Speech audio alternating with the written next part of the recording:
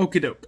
So here is a video that I've been meaning to make for a long time, and now everyone else is doing it, so I guess I'm late to the party, but hey, that's how it happens.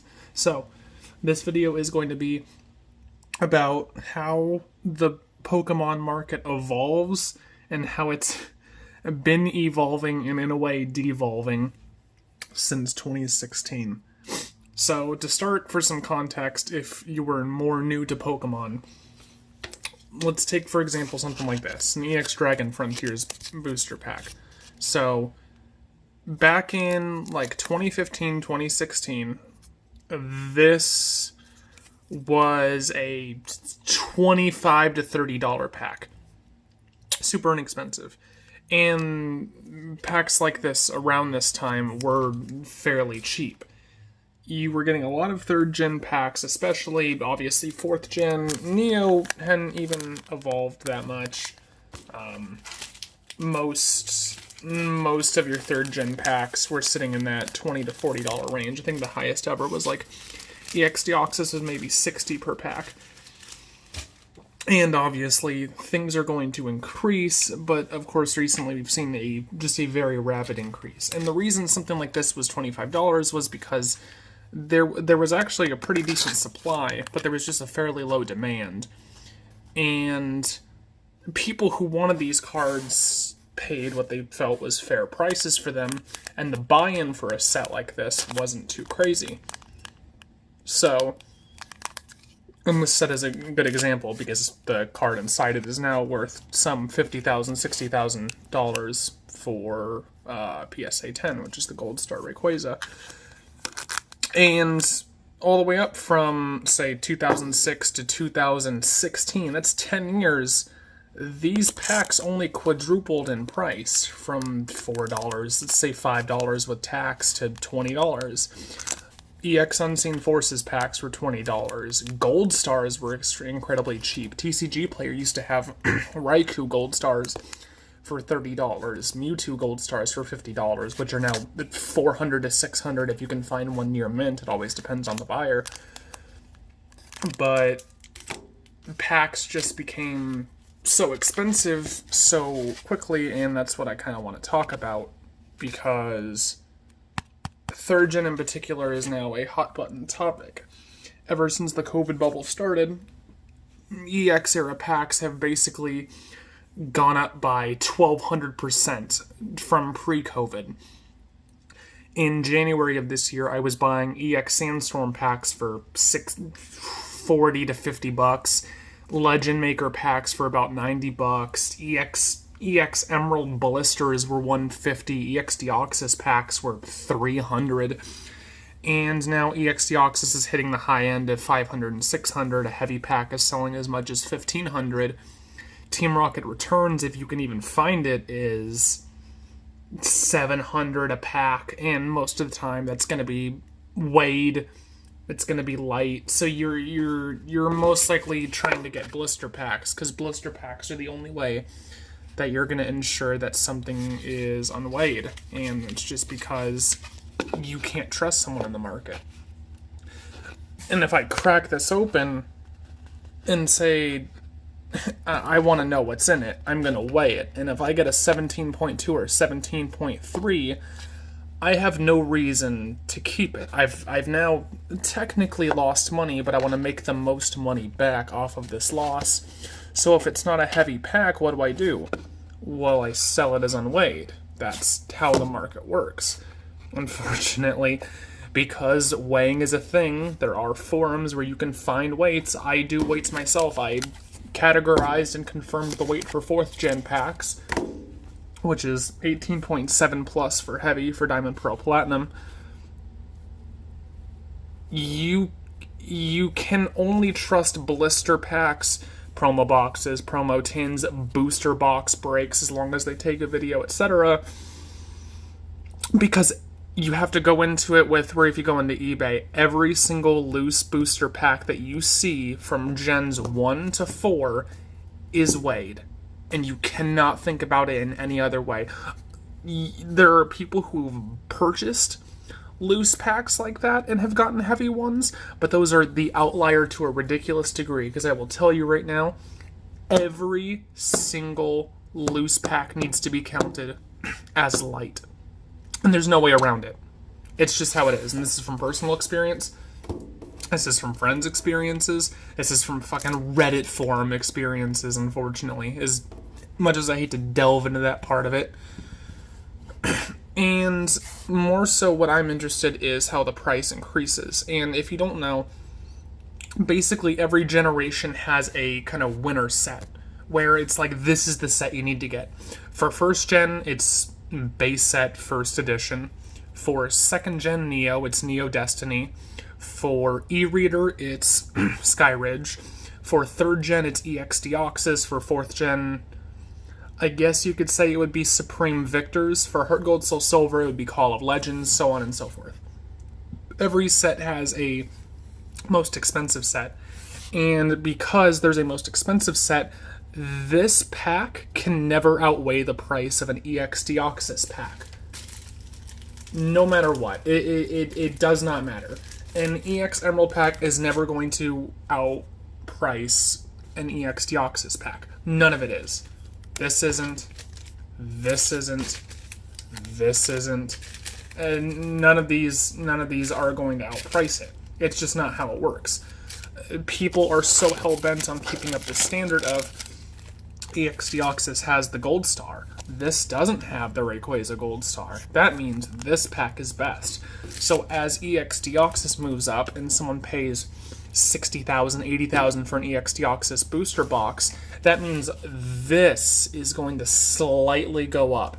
And everything follows the coattails. And we're seeing this a lot with even more modern sets like Call of Legends. Call of Legends is now $5,500 to $8,000 for a booster box. I've seen everything in those range. But Unleashed, Undaunted, Heart Gold, Soul Silver base, they're never going to reach the price of Call of Legends because they can't. The market can't allow the winner set to be overpriced. So as Call of Legends, as Skyridge goes up, Expedition and Aquapolis are going to go up. As Neo Destiny goes, it doesn't matter. It doesn't even matter if the sets have even have good pulls. Like, look at Platinum. Platinum base is fucking garbage. There's one card in it that's decently profitable, and that's the Secret Rare Pikachu. It is a set of entirely fucking garbage. But it's still like $30 to $40 for a loose pack because Supreme Victors is now $200 for a pack. So now you have a trend of sets nobody wants, but the price has to increase because, it's adjacent to the set people actually want. And that's just, unfortunately, the world we're in. Now, some sets have kind of stagnated. For example, Crystal Guardians is a good one. Crystal Guardians is in a weird position where, and I think this is just because a lot of people don't realize it, a lot of people go for packs like these, and they want to go for unweighed ones, and this is how I see it. So, if I'm going to buy a loose pack, you need to buy, especially for third gen, because third gen reverses are more important than hollows. If you're going to buy a third gen pack, you need to look at, if I get a light pack, can I profit off of it? And this is why you would want to buy a $120, $150 Crystal Guardians pack. Is because the reverse hollow Charizard and PSA 10 literally outprices both gold stars. You're actually not wanting to get a gold star. You're wanting the reverse slot, which means any Crystal Guardians light pack can contain the reverse hollow Charizard, which I've already sold a couple of them. The PSA 10 is $5,000 to $5,500. I've seen one sell as high as $6,600, which I think someone just overpaid for that. But what that means is Crystal Guardians is never going to lose value because even after all sealed product is depleted, people are going to have a reason to buy loose packs that are probably weighed. In my opinion, a light Crystal Guardians pack is worth more than an EX Deoxys pack that's light. Because out of these two, if I open both of these light right now, this pack can give me a $5,000 card. This pack can give me a PSA 10 Skarmory or something that's maybe like a $200. So now what you do is, once this sealed product is depleted, booster boxes are gone. You can't even find blisters with this anymore. You can't find EX collector tins. You can't find anything with EX Deoxys anymore. EX Deoxys sealed product is gone. Everyone just ate it up looking for Charizard. These light packs are going to hold market value because eventually, and a lot of people still don't get it, this has a $5,500 Charizard in it. And people want that. Because there's a lot more people that want the Charizard from this than the Skarmory for this, or the Rayquaza or Melodic from this, or the fucking Flygon from this. Because with third gen specifically, you have to think about reverse hollows as well. You can't just think about gold stars, because if you think about gold stars, you're going to limit your range. You need to look at what's most profitable. And we can take something like Supreme Victors. So Supreme Victors is starting to go up, along with, where'd I put it? Along with Majestic Dawn. And that's because recently, and I don't know if it was fake or I don't know what it was, but there was an auction where the PSA 10 Glaceon and the PSA 10 Leafeon sold for an auction for $12,800 from this set. And people started picking up Majestic Dawn stuff en masse. You can't find blisters of this anymore. And Supreme Victors is going the same way. The regular Charizard PSA 10 is $3,200. The, what's it called? The Cynthia just sold, Cynthia's Rayquaza just sold a PSA 10 at PWCC auctions for $1,600. So what that does is one card sells, this pack goes into the spotlight, blisters sell, booster box sell, booster breaks start happening, but loose packs are left in the wind, and there's a reason people don't buy loose packs, and it's because loose packs are always weighed, and the smartest people in the entire hobby are fully well aware of this. And that's why blisters command such a high premium. That's why booster box breaks are so important. And the reason, like, recently we had a Legend Maker booster box break, and it sold out in less than a day and a half, and that's because booster box breaks are what everyone wants. It's a way you can help the community. And it's also something people don't want to do anymore. And this is from previous market experience and personal experience. When you're going to do a booster box break, 36 packs, you were trying to look at how much you paid for the box, and you're trying to look at how much potential profit you can get. Because you're taking what you paid, so you paid $10,000, and you divide it by 36, and you go, okay, if I want to break even, this is exactly how much I want to make, but I want to make profit. So let's increase it by 40, let's increase it by 60, something like that. So when you want to price a box break, you still want to put it into an affordable price that people actually want, because you don't want people just scooping up a blister instead. Say I did an EX Crystal Guardians box break right now. Booster box, I think, is $18,000. You're not going to profit off of that, and that's why people aren't incentivized to do box breaks at the moment. It's because you're not going to profit. It's because no one is going to pay $700 for a Crystal Guardians pack. It doesn't matter. It doesn't matter who. No one is going to do it. So what you have now is you have a market where booster boxes are so heavily inflated that the packs haven't had time to catch up. So anyone who buys a booster box of third generation isn't going to break it. They're not going to open it. They're not going to break it. There's no reason not to, or there's no reason to. They're going to break they're not going to break it. They're going to sell it. And that's why third gen is kind of unique now. Because other generations aren't like that. If I were to buy a Aquapolis booster box right now for $25,000, I could realistically break that box and sell each pack for $1,500 and make a shit ton of profit, and it would still sell reasonably because blister packs of Aquapolis are around $1,200. So what I do personally is you take the price of a blister, you increase it by 20%, and that's how much you sell your box breaks packs for. But this is a $250 blister. a booster box of this is going to sell for $10,000. There's no way I can open the booster box and profit.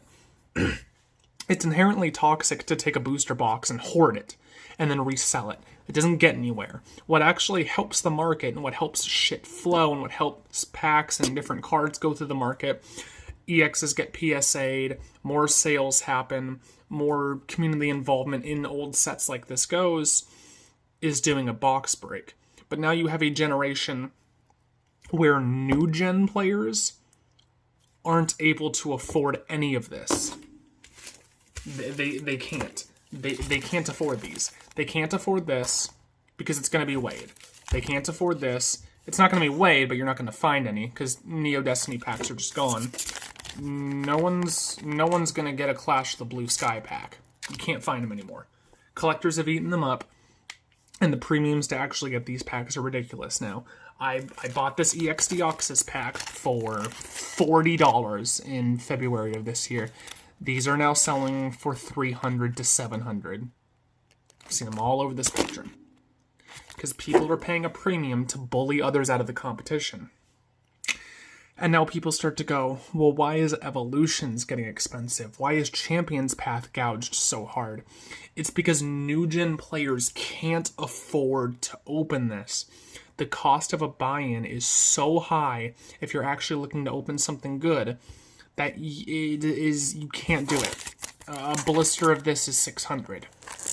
You can't convince a new gen player to pay $600 for a slight chance that it's a heavy pack, for a 1 in a 72 chance of that pack being a Gold Star Pikachu, when for the $700 he's paying for that blister, he can just buy 10 booster boxes of modern cards and get more satisfaction. I personally find more satisfaction in opening these. That's why I open these up. But it's like, but we're in such a shit time for the market now that you can't encourage new gen players to get into old stuff. And that's what's unfortunate. And it's kind of an exclusive Pokemon issue now. It's because the market is inflated so much. COVID has made it almost impossible for any of this stuff to be purchased. All of this stuff here, all of those packs that I've shown you, have risen to ridiculous prices that we never thought we'd see. Like I said, you used to be able to get a Gold Star Mewtwo for $50, and a Near Mint, by the way, and a Near Mint fucking Raikou Gold Star for $30. Not on some backwater site, not on Mercari from some lucky listing. You used to get these from TCG Player, widely available. This was something that you could just hop online and buy. You can even go to Wayback Machine and go back to those websites and see that. It is insane what you used to be able to buy. But that's not how it works anymore. And like I said with the Aquapolis thing, no one wants to do a box break anymore because a Dragon Frontiers booster box right now is currently listed for $25,000. I don't think people are going to want to pay $1,000 a pack. Because you need to think about the highest consumer. Not every consumer is going to have the knowledge I have. Not every consumer is going to know what the pull rates are or why this set is special. Because it's hard to convince a lot of people that something like this is worth it. Because what you can do is you can show this pack to someone and go, there's a potential $6,000 level X in this. It's a 1 in 30 chance to pull. If you find a heavy pack, there you go. You want to pull that heavy pack. But how much is that heavy pack? Well, it's probably going to be around $200. Well, how much is a blister? $150 to $200. How much is a loose pack? $60, but it's probably weighed. Well, then I'm just going to go to the store and just buy something much easier on my brain. You can't convince people anymore to want to get into this part. And this is why partly I'm kind of sick of this part of the market, is because it's become insanely toxic. You have people like PokeRev who's just hoarding. Now, he's started to do box breaks recently, but he's hoarded booster boxes for a long fucking time. And he'd sell out a whole bunch of blisters. He stopped selling blisters. This blister is actually from PokeRev. But he does an occasional box break, but he's hoarding. And you can tell this because he has a $2.5 million eBay posting that's never going to sell of every single booster box from Generation 1 to the end of Generation 3. If he opened those, imagine how the packs would flow and how that would engage the market. It would be a landslide thing if he cracked all those open. And honestly, when he bought those booster boxes, he wouldn't even be losing money. But it's because people like him want to gouge as much profit as possible because they don't care about market. They don't care about market interaction. They care about what's going to best suit the profit margins. In my opinion, I got a Power Keepers booster box when it was like 140, and that was considered a little bit high because honestly, Power Keepers kind of a shit set. And now they sell for 9,600. But Power Keepers is a shit set. No one wants to open Power Keepers. It's a set a lot of people actively avoid because they know that it's just not a good set. So if I was to open a Power Keepers booster box, I could maybe sell each pack for 250. Now, as you can see, I'd still be technically profiting. Selling one pack would actually be profit off of that entire booster box. But then I could just go, ooh, but me want the big money number. And there you go. You lose. Now the bigger dollar number has de-incentivized me from wanting to actually do this. And that's just always going to be the biggest issue. This market is never going to be stimulated again. No one wants to participate in this market. This part of the market, and it's even bleeding over to new gen. With Evolution's booster box is now hitting $450, which makes no fucking sense to me. Because at that point, if you just want a Charizard, just buy a fucking Charizard. If a regular single pack fresh Charizard can sell for $100 to $150, why the fuck would you pay $450 for a booster box that has a slight chance to pull one? Doesn't make sense to me. Never will. I will never understand new gen buyers. I don't understand how you could pay an enormous amount of money for something that just is so fucking inconsequential when the single does not outweigh the price of the booster box. That is the only way you can convince someone, you should be able to convince someone to buy a booster box, is here's an EX Emerald booster box. I will sell you this booster box for $25,000. If you get a PSA 10 Rayquaza, that's $40,000. That's how you convince someone to crack an entire booster box. What you don't convince them to crack one with is where you pay I paid fucking $4,900 for this booster box. For the slight chance to get a Glaceon or a Leafeon. And honestly, a Majestic Dawn booster box, that's not even a good example. A Majestic Dawn booster box is a really good fucking purchase because you're going to get at least 3 level X's, and a Porygon is 150 near mint. I don't even know PSA 10. PSA 10 is probably like closer to 1,000. In fact, I might actually just buy a booster box of this and just crack it, because fuck, dude. If I pull a Glaceon or a Leafeon and get a PSA 10, that's paid off the entire booster box. That's the good shit. That's the good stuff. That's the stuff people like. Sorry, a better example would have been EX Emerald, where the best thing I can pull from a $10,000 booster box is a fucking Melodic, which in PSA 10 would maybe sell for $2,000. You're not making your money back. No one's gonna do it, and that's why the market is shit. Thank you.